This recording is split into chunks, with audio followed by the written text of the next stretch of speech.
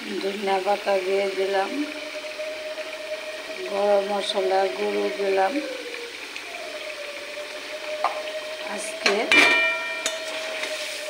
2 চামচ আলু টমেটো দিয়ে রেসিপিটা করেছি। সব মশলা উপকরণ দিয়েছি,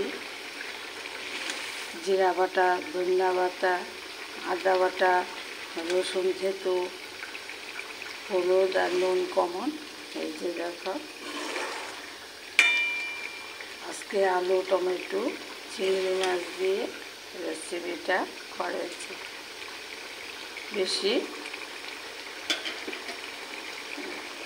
রিচ করিনি, হালকাভাবে করে নিয়েছি। এখন আমি গ্যাসটা অফ করে দেব। দেখো আমার দারুণ রেসিপি।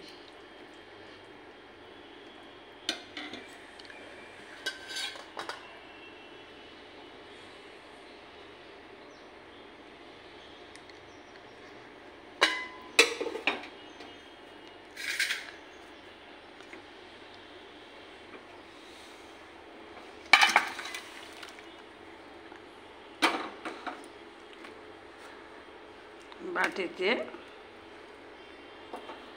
নামিয়ে নিয়ে